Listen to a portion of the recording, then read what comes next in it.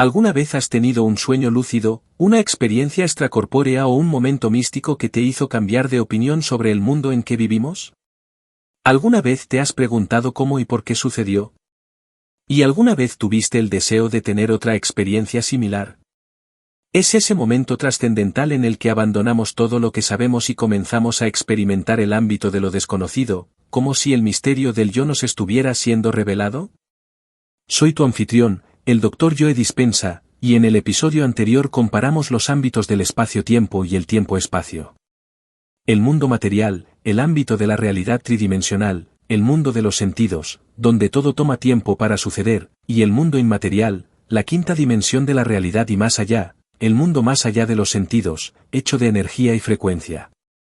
En los próximos 12 episodios me gustaría desmitificar lo místico, al combinar la ciencia del mundo lúcido que parece tan real en este momento con la sabiduría ancestral, para mostrarte sistemas latentes en tu cerebro y cuerpo que, una vez activados, te llevarán a los ámbitos más allá del tiempo y el espacio. Es ese lugar en el que las civilizaciones antiguas que prosperaron durante miles de años estaban más interesadas. Espero que todo lo que aprendas en este episodio desmitifique lo místico para que puedas comenzar a explorar el mundo trascendental que existe más allá de tus sentidos. Comencemos por presentarte la glándula pineal y dos importantes neurotransmisores, la serotonina y la melatonina. Empecemos con la palabra pineal. La palabra pineal proviene del latín y significa con forma de piña. Pies que la glándula pineal parece una piña. No es coincidencia que haya recibido ese nombre. La glándula pineal es una glándula diminuta, poco más grande que un grano de arroz. Está justo entre la parte posterior de la garganta y la nuca. Es importante saber exactamente dónde está, porque cuando comencemos a practicar la activación de la glándula pineal, tendrás que saber dónde está y ponerle atención. Donde pones tu atención es donde pones tu energía, y cuanto más le prestas atención, cuanto más te das cuenta, más te mantienes presente con ella, más comienzas a darle energía para empezar a activarla. La glándula pineal es muy sensible a la luz visible, la luz que proviene del sol, o de las luces que tenemos en nuestro hogar y nuestras oficinas. Esta longitud de onda de luz. Una vez que se percibe la luz, cuando tenemos abiertos los ojos, el nervio óptico capta la frecuencia de la luz y envía una señal directamente a un núcleo en el cerebro llamado núcleo supraquiasmático. Ese núcleo activa el sistema nervioso simpático que activa la glándula pineal, y la glándula pineal se ocupa, haciendo un neurotransmisor llamado serotonina. La serotonina es el neurotransmisor diurno, y una vez activado, comienza a hacernos conscientes de que estamos en el espacio y tiempo. Y nos damos cuenta de que somos un cuerpo en un entorno y en un tiempo. Y produce una cierta frecuencia de ondas cerebrales llamadas frecuencias de ondas cerebrales beta. Son las ondas cerebrales beta las que nos hacen poner la mayor parte de nuestra atención en el mundo exterior. La liberación de serotonina nos levanta y nos mantiene activos durante el día. Este gráfico representa esa pequeña frecuencia de luz visible que existe en todo el espectro electromagnético. Y es a esa pequeña sección de la realidad a la que son más sensibles nuestros ojos y nuestros sentidos. Cuando hay una inhibición de la luz, o falta de luz, la falta de la longitud de onda de la luz que, generalmente, incide en la parte posterior del ojo, el nervio óptico, comienza a disminuir la liberación de serotonina en el cerebro. Y la inhibición de la luz envía señales al mismo núcleo en el cerebro, llamado núcleo supraquiasmático, que luego amortiguó el sistema nervioso simpático. Ahora la glándula pineal comienza a producir una sustancia química llamada melatonina. Y la melatonina es un neurotransmisor nocturno. A medida que los niveles de melatonina comienzan a aumentar debido a la oscuridad de la noche, comenzamos a ralentizar nuestras ondas cerebrales a alfa, delta y por último a delta. Entonces la melatonina permite que nuestro cuerpo se restaure y se regenere. La serotonina nos levanta en la mañana y la melatonina nos acuesta en la noche. Esos son dos importantes neurotransmisores que funcionan en un ritmo llamado ritmo circadiano. Cuando vives en determinado entorno, en determinado lugar del mundo y cuando sale y se pone el sol, la química de tu cerebro sigue a la luz. Hay un aminoácido llamado L-triptófano, que es la materia prima o el componente de construcción de la serotonina y la melatonina. El L-triptófano se convierte en 5-hidroxitriptófano, que se llama 5-HTP y luego tiene lugar otro ciclo químico, y de repente tenemos la serotonina. La serotonina pasa a otro proceso biológico o bioquímico y se convierte en la N-acetilserotonina, que luego se convierte en melatonina. Son las sencillas rutas químicas de la glándula pineal, que es la alquimista en la parte posterior del cerebro, la que facilita este proceso en función de la longitud de onda o frecuencia de luz visible. Los niveles de melatonina están en su punto más alto durante un ciclo de 24 horas entre la 1 de la mañana y las 4 de la mañana. Es importante que lo sepas, porque cuando meditamos para activar esa glándula antigua en la parte posterior del cerebro, siempre es importante saber que es una buena idea despertarse lo suficientemente temprano, cuando las materias primas están en su apogeo. Los niveles de melatonina tienden a disminuir a medida que aumentan los niveles de la hormona del estrés, y esa es una función muy adaptativa durante miles de años de ensayo y error en nuestro ambiente. Cuando hay un evento estresante, un evento peligroso, cuando hay una percepción de algo amenazante en el medio ambiente, activamos las hormonas del estrés, el sistema nervioso de lucha o huida, el sistema nervioso simpático y nos preparamos para el peligro. Así que mientras percibamos una amenaza en el mundo exterior, tiene sentido que no sea buena idea ir a dormir porque dormir significa que serías más vulnerable y posiblemente una presa. A medida que los niveles de melatonina disminuyen y aumentan las hormonas del estrés, nuestros patrones de sueño se interrumpen porque la materia prima que nos hace dormir disminuye. Ahora, a medida que los niveles de estrés disminuyen y salimos del modo de supervivencia, del modo de emergencia, entonces los niveles de melatonina aumentan y el cuerpo se puede restaurar, regenerar y reparar. La investigación sobre la melatonina ha sido profundamente interesante porque hay muchos procesos biológicos importantes en los que participa la melatonina. La melatonina promueve la reparación y replicación del ADN. Detiene la sobresecreción de cortisol como respuesta al estrés. En otras palabras, si tus niveles de melatonina comienzan a subir, disminuirán tus niveles de la hormona del estrés y a veces una pequeña administración o una adición de melatonina es suficiente para comenzar a disfrutar un sueño reparador. Mejora el metabolismo de los carbohidratos. Ahora, este es un concepto interesante porque en la antigüedad, cuando estábamos estresados o viviendo en modo de supervivencia, muchas veces eso significaba bruna o falta de alimento. Cuando se activa el gen de supervivencia, el cuerpo tomará carbohidratos y los almacenará como grasa para que tengamos una reserva de energía en el cuerpo. Las personas que están constantemente bajo estrés siempre ingieren carbohidratos y los almacenan como grasa. La melatonina tiende a romper ese sitio. Reduce los niveles de triglicéridos y nivela arteriosclerosis o el endurecimiento de las arterias.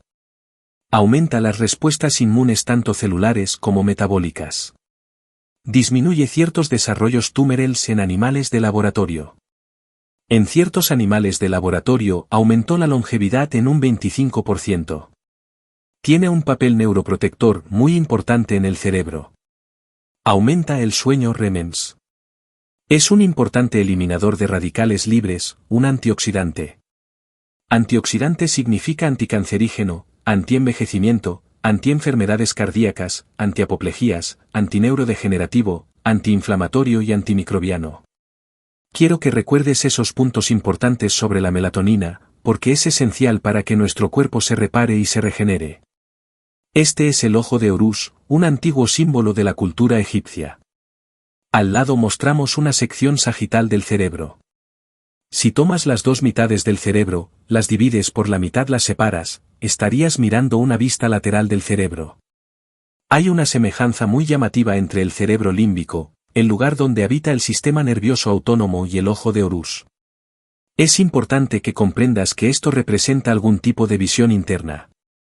Se sabe que la glándula pineal se le llama tercer ojo, porque una vez que es estimulada y activada al siguiente nivel, nos brinda una visión interna profunda. Esto es lo que se llama la constante de Fibonacci, o razón áurea. Si siguieras esa razón áurea, alrededor de la circunferencia del cerebro, terminaría en el lugar exacto donde está la glándula pineal.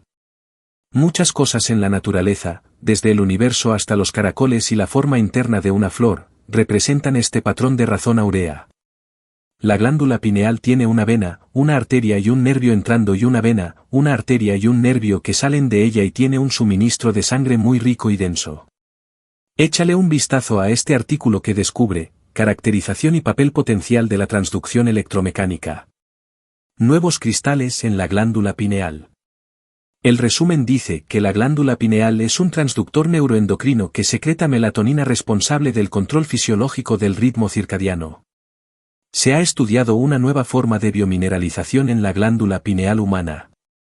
Se compone de pequeños cristales de menos de 20 micrómetros de longitud. Esos cristales podrían ser responsables de un mecanismo de transducción biológica electromecánica en la glándula pineal debido a su estructura y sus propiedades piezoeléctricas. Esas son muchas palabras, pero solo hay 3 palabras a las que quiero que presten atención. Propiedades piezoeléctricas y transductor, solo recuerda esas. Ahora, en la siguiente página dice que los microcristales de la glándula pineal aparecen como una pila de romboedros delgados con sus superficies planas en una normal al eje largo del cristal. Si tuvieras que visualizarlo, son cristales de carbonato de calcio o calcita con formas de romboedro que se apilan uno encima del otro en la glándula pineal. Y cuando se aplica una tensión mecánica y se comienza a comprimir esos cristales, la compresión de esos cristales empieza a producir un campo electromagnético externo. Es decir, toman una forma de energía, la tensión mecánica para convertirla en otra forma de energía, una carga eléctrica. Esos son los cristales romboédricos que se mencionan en ese artículo y los tienes en la glándula pineal. De hecho, muchos vertebrados los tienen en su glándula pineal. Las palomas mensajeras, por ejemplo, tienen esos pequeños cristales como tú y yo, que son muy sensibles a la energía electromagnética. Y debido a que la Tierra tiene su propio campo electromagnético, las palomas pueden sintonizar la señal más fuerte y orientarse entre un lugar y otro por ser sensibles al electromagnetismo. Es información que captan, que trasciende sus sentidos. Quiero hablar sobre el efecto piezoeléctrico. El efecto piezoeléctrico es la capacidad de ciertos materiales para generar una carga eléctrica como respuesta a una tensión mecánica aplicada. La palabra piezoeléctrico se deriva del griego psi, que significa apretar o presionar. Y eso, en griego, significa empujar.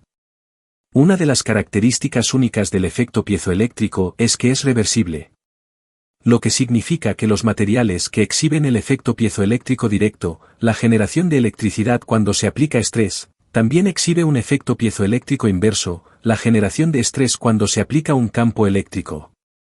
Sigue conmigo en esto porque cuando el material piezoeléctrico se coloca bajo tensión mecánica, un desplazamiento de las cargas positivas y negativas se centra en el material, lo que resulta en un campo eléctrico externo. Cuando se invierte, el campo eléctrico externo estira o comprime el material piezoeléctrico. Son muchas palabras, pero quiero que sigas conmigo porque voy a desmitificar ese proceso. ¿Cómo podemos comprimir esos cristales dentro de nuestro cerebro? ¿Cómo podemos aplicar el estrés mecánico? Si nuestro cerebro está encerrado en esa caverna de marfil llamada cráneo, ¿cómo entramos allí y comprimimos esos cristales? Dentro de tu cráneo, tu columna vertebral y el hueso en la base de la columna llamada sacro está el sistema más delicado del cuerpo, llamado sistema nervioso central. De hecho, sin la ayuda del sistema nervioso, no podrías digerir comida, vaciar la vejiga, ni parpadear. Sin el sistema nervioso, no podrías moverte. Piensa en tu sistema nervioso como los cables eléctricos que te hacen funcionar. Dentro de ese sistema cerrado, hay un fluido llamado líquido encefaloraquídeo. Y el líquido encefaloraquídeo tiene algunas funciones básicas. Actúa para crear flotabilidad en el sistema nervioso central. Actúa como neuroprotector antitraumático en caso de que haya movimiento o desaceleración. Es el fluido que protege el cerebro y la médula espinal contra bordes óseos. Actúa para transportar fluidos y otras sustancias químicas y nutrientes a diferentes partes del cerebro en el sistema nervioso. Y por último, tienen un papel importante para mejorar la conductividad o las cargas eléctricas en el sistema nervioso. Cuando inhalas, las suturas del cráneo se abren. Y cuando exhalas, las suturas del cráneo se cierran.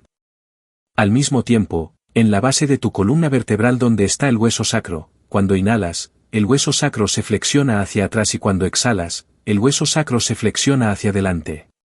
Visualiza esto conmigo. La inhalación hace que las suturas se abran. Hay más volumen en el cráneo y la flexión del hueso sacro hace que el fluido encefaloraquídeo drene por gravedad. Cuando exhalas y el hueso sacro se flexiona hacia adelante, el sistema y las suturas se cierran y comienza a propagarse una onda para mover el líquido encefalorraquídeo hacia arriba contra la gravedad. Ahora, si tuviera que cargar una molécula de líquido encefalorraquídeo, marcarla y seguirla durante el transcurso del día, ese líquido encefalorraquídeo se movería desde la base de la columna vertebral hasta 4 cámaras llamadas acueductos o ventrículos. En el cerebro pasaría completamente y descendería. A una persona sana le tomaría 12 horas mover ese líquido encefalorraquídeo a lo largo de todo el sistema. En cierto sentido, lavamos el cerebro 2 veces al día. ¿Qué sucedería si contrajeras los músculos intrínsecos de tu cuerpo, los que usas para la eliminación y los que usas para las relaciones sexuales? Contraes la parte inferior del abdomen, alas el ombligo hacia la columna vertebral y contraes la parte superior del abdomen. El acto de contraer esos músculos intrínsecos, las llamadas bandas en la antigua tradición del yoga. A medida que aprietas esos músculos, comienzas a empujar hacia arriba el líquido encefalorraquídeo. ¿Qué pasaría si tomaras una respiración lenta y constante? Y mientras sigues lentamente tu respiración y contraes esos músculos intrínsecos, mientras sigues y llevas eso hasta la glándula pineal y continúas respirando, manteniendo la tensión en esa glándula pineal, ese es el objetivo. El acto de contraer esos músculos y contener la respiración comenzaría a empujar el líquido encefalorraquídeo hacia el cerebro. Y a medida que contienes la respiración, empujas el líquido encefalorraquídeo contra los cristales de la glándula pineal y aplicas una tensión mecánica. Luego, el estrés mecánico comienza a activar eléctricamente esos cristales. Cuando esos cristales se activan eléctricamente, estamos encendiendo el receptor de radio en el cerebro. Ahora bien, echa un vistazo a los ventrículos en el cerebro. Tienes un cuarto ventrículo que se encuentra cerca del tallo cerebral. Echa un vistazo al tercer ventrículo. Ese lugar, esa esquina justo allí es donde se encuentra la glándula pineal en ese callejón sin salida. Luego tienes 2 ventrículos laterales. Ahora, mira esto. Estos son los ventrículos y se parece mucho al ojo de Horus del que estábamos hablando. Aquí está el movimiento de ese fluido. Puedes ver que sube del cuerpo al cerebro. Pasa a través de todos esos acueductos. Viaja a lo largo de la superficie de la parte superior de la neocorteza y se drena todo el camino hacia abajo. Cuando inhalas y respiras lenta y constantemente y coordinas esa respiración con una contracción de los músculos, lo que estás haciendo es llevar energía al cerebro al activarlo eléctricamente. Este es un imán. Un imán tiene un polo norte y un polo sur. Cuanto más fuerte es la polaridad entre el polo norte y el polo sur, más fuerte es el campo electromagnético invisible que existe alrededor del imán. No puedes ver ese campo con tus sentidos, pero existe. De hecho, si tomas un imán y lo colocas sobre virutas de metal, esas virutas de metal comenzarían a organizarse según el patrón del campo electromagnético. La energía tiene un efecto sobre la materia. Tu cuerpo también es un imán. Tiene un polo norte y un polo sur. Y las culturas asiáticas lo saben desde hace miles de años. Algunas de las investigaciones que se realizaron en la Universidad de Yale en los años 40 sobre el estudio de los huevos de diferentes vertebrados mostraron que al estudiarlos el 100% de las veces la carga positiva siempre estaba en la cabeza y la carga negativa siempre estaba en la cola, lo que significa que hay un campo electromagnético invisible que de hecho tiene la misma forma del huevo. Bueno, el cuerpo tiene los mismos mecanismos. Sabemos que cuando tenemos 35 años, la mayor parte de nuestra energía se almacena en el cuerpo, subconscientemente el 5% se almacena en el cerebro y la mente. ¿Por qué? Porque si tienes ciertos pensamientos que producen ciertos químicos que te hacen sentir de cierta manera y esos pensamientos están conectados con la ira, la agresión, el miedo, la culpa, sufrimiento o la vergüenza, estás tomando pensamientos y guardándolos como energía, sintiendo la misma emoción en estos centros inferiores del cuerpo. De la misma manera, cuanto más vivamos en esos 3 primeros centros de nuestro cuerpo, más nos pasaremos en ese campo invisible de luz e información y lo convertiremos en química. Estamos haciendo que el campo que rodea nuestro cuerpo se encoja y nos volvemos más materia y menos energía, más partículas y menos ondas. Estos primeros 3 centros son consumidores de energía, por lo que estamos tomando del campo y convirtiéndolos en química. Estamos desperdiciando nuestra fuerza vital, así que somos como un pedazo de metal que ya no tiene campo electromagnético o un pedazo de metal que ya no es un imán. Y ahora tenemos toda esa energía almacenada en el cuerpo y una cantidad muy pequeña de energía almacenada en el cerebro.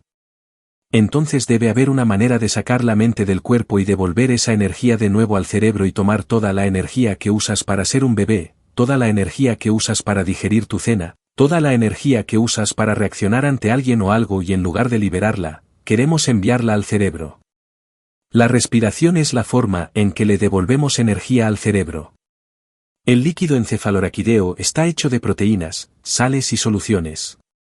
Si tomas proteínas y sales y las viernes en una solución, desarrollarán una carga, ya sea positiva o negativa. Ganarán o perderán electrones. Entonces cuando haces esta respiración, comienzas a inhalar y aprietas esos músculos.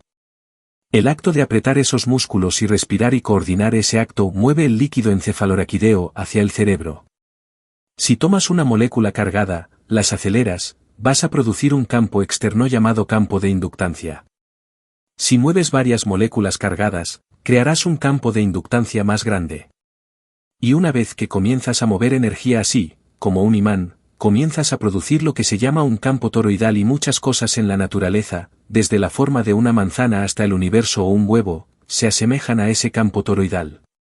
La mayoría de la gente tiene la mayor parte de su energía almacenada en sus primeros 3 centros. Tal como sacar líquido con una pajilla, extraemos esa energía con una respiración lenta y constante por la nariz, en un intento de llevarla a la glándula pineal. Y una vez que esa energía pasa del cuerpo al cerebro y comienza a producir más energía en el cerebro, deberíamos comenzar a ver el mismo efecto que un imán. Y es la respiración intrínseca. La contracción de esos músculos junto con la respiración lenta y constante y tener nuestra atención en el objetivo, y una vez que la energía comienza a moverse sucede algo sorprendente. Hay una activación del sistema nervioso simpático. Y cuando se activa el sistema nervioso simpático, está tomando toda la energía, que normalmente se almacena en esos primeros 3 centros. La energía que se necesita para ser un bebé, para digerir la comida, para escapar de un depredador o reaccionar ante alguien o algo. Y ahora, esa energía viaja hasta el cerebro. El sistema nervioso simpático se enciende y una vez que se enciende se produce una excitación. Y esa energía se mueve hasta el cerebro. Y una vez que llega al cerebro, comienza a producir un campo electromagnético externo. La energía en la base de la columna es mucho más lenta. A medida que avanza, la energía se acelera. Una vez que esa energía se mueve desde la base de la columna hasta el cerebro, como un imán, comenzaremos a producir un campo electromagnético ambiental. La glándula pineal tiene pequeños hilos, vellosidades a su alrededor. Cuando aguantas la respiración y finalmente exhalas, y permites que el líquido encefaloraquídeo se acelere, la aceleración de ese líquido encefaloraquídeo comienza a estimular, a hacerle cosquillas a esos pequeños hilios. Y a medida que comienza a estimularse, la glándula pineal comienza a liberar productos químicos sagrados, sobre los que hablaremos en el próximo episodio. Entonces, al inhalar y extraer hacia arriba esa energía, una vez que se enciende el sistema nervioso simpático y se fusiona con el sistema nervioso parasimpático, la persona va a liberar una enorme cantidad de energía en el cerebro. Hay una puerta en el tallo encefálico llamada puerta talámica. Y esa puerta normalmente está cerrada y participa en un sistema llamado sistema de activación reticular o RAS. El RAS es responsable de los niveles de conciencia. Si tu gato está en la cocina y derriba algo o escuchas a alguien afuera en medio de la noche, es el sistema de activación reticular el que te lleva a un mayor nivel de conciencia. Pero la mayoría de las veces, la estimulación proviene de nuestros sentidos, lo que estamos escuchando o lo que estamos viendo. Ahora, cuando la excitación del sistema nervioso simpático ocurre de esa manera, una vez que la energía se eleva y la puerta se abre, se mueve hacia el cerebro. El cerebro entra en un estado superconsciente o supraconsciente y los patrones de ondas cerebrales que se crean se denominan patrones de ondas cerebrales gamma. Y los patrones de ondas cerebrales gamma están asociados con la superconsciencia o la supraconsciencia. Y la persona tiene ahora una activación en su cerebro y está superconsciente, supraconsciente, pero los sentimientos y la excitación son más como de felicidad y éxtasis. La persona está teniendo una tremenda liberación de energía en el cerebro y en cierto sentido es casi como tener un orgasmo en el cerebro y esa es la liberación de la Kundalini. Ahora que tienes una comprensión de la glándula pineal y cómo activarla, en el próximo episodio hablaremos sobre cómo la glándula pineal, una vez encendida, actúa como un receptor de radio para captar información más allá de los sentidos en imágenes significativas y lúcidas, de la misma manera que una antena de televisión capta frecuencias y las decodifica en imágenes. En otras palabras, descubriremos la ciencia que hay detrás de unir la física de la frecuencia y la energía con nuestra biología y nuestro cerebro. Está atento porque te mostraré escáneres cerebrales en tiempo real para demostrarte que es posible. Soy el Dr. Joe Dispenza, tu anfitrión para Requite y espero verte en el próximo episodio cuando iremos más allá del ordinario hacia lo extraordinario.